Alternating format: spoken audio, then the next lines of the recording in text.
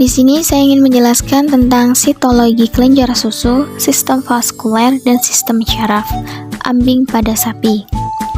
Ini adalah sebuah gambar sel kelenjar susu yang sedang laktasi. Pada bagian poin yang pertama disebut dengan inti sel. Umumnya, tiap-tiap sel mengandung sebuah inti yang berdiameter 5-7 mikron.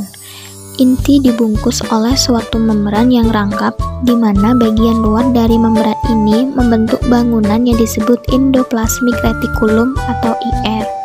Inti mempunyai hubungan dengan sitoplasma dengan perantara pori-pori yang menembus membran rangkap tersebut. Kemudian ada endoplasmic reticulum, IR, adalah serangkaian tubuli yang dibatasi oleh membran, vesikula, dan cisternae yang meluas dari membran inti keluar ke daerah membran plasma.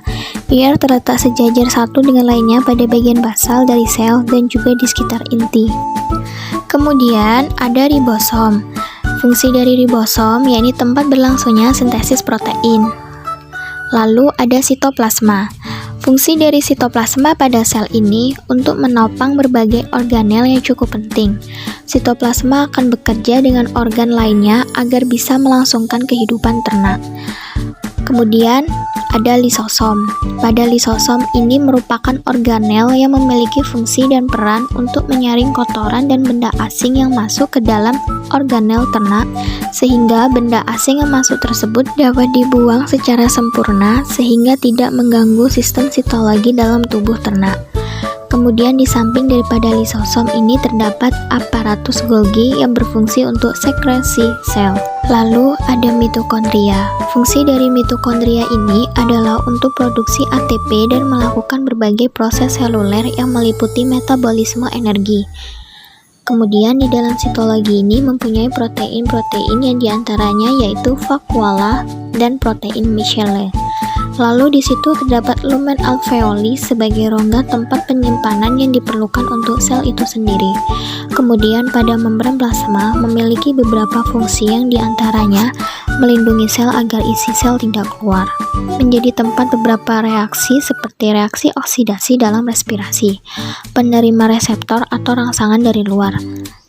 Lalu ada kapiler, sebagai saluran pembuluh darah yang fungsinya untuk mengambil produk limbah mengangkutnya ke ginjal dan hati. Ini merupakan bagian dari sistem arteri. Kemudian, peredaran darah dari dan ke ambing yaitu sistem pembuluh darah. Perjalanan darah yaitu dari jantung, kemudian ke aorta, lalu cabang-cabang arteri kecil, kemudian arteri dupenda kika, kemudian canalis ingualis kika, lalu ambing, kemudian ke arteri mamaria, lalu ke arteri mamaria cranialis caudalis, kemudian ke arteri lebih kecil, lalu ke kapiler, dan yang terakhir ke sel ambing. Ini merupakan bagian dari sistem vena, yaitu sistem pembuluh darah balik.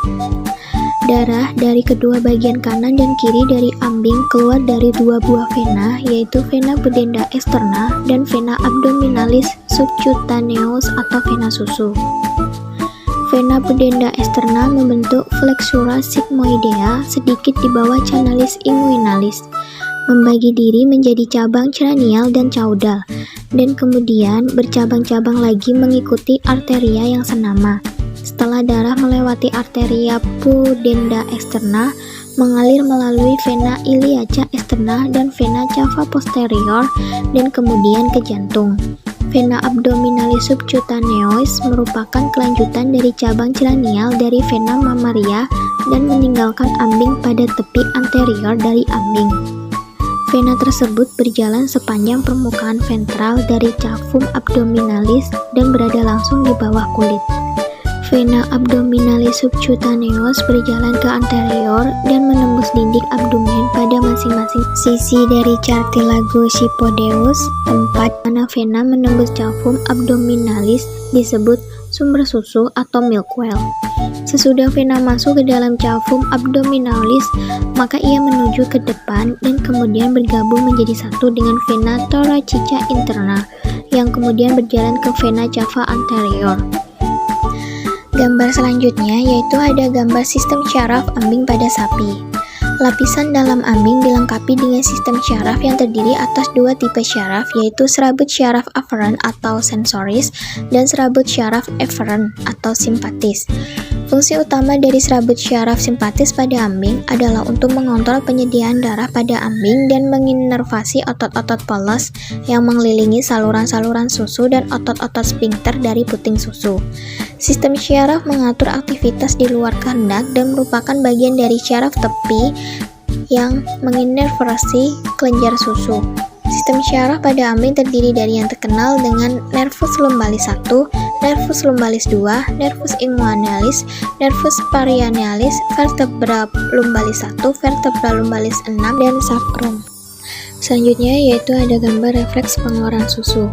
Sejumlah kecil susu yang terdapat di dalam sistem dan pembuluh besar ambing dapat keluar setelah melewati daya tahan otot sphincter yang mengelilingi saluran keluar puting. Akan tetapi, sebagian besar susu yang terdapat dalam ambing harus dipaksa keluar dari alveoli dan pembuluh kecil susu dengan pengaktifan refleks neurohormonal yang disebut pelepasan pengeluaran susu milk injection atau penurunan susu milk let down. Refleks pengeluaran susu meliputi aktivasi syaraf di kulit puting yang sensitif terhadap sentuhan atau temperatur. Rangsangan syaraf melalui sumsum tulang belakang sampai ke nuklei paraventrikuler dari hipotalamus dan kemudian berjalan ke pituitari posterior, tempat dilepaskannya oksitosin ke dalam aliran darah. Oksitosin menyebar di kapiler dan menyebabkan kontraksi sel myoepitel yang mengelilingi alveoli dan pembuluh-pembuluh lebih kecil. Aksi pemerahan ini meningkatkan tekanan intramamari dan memaksa susu melalui pembuluh pergi ke sistem puting dan ambing.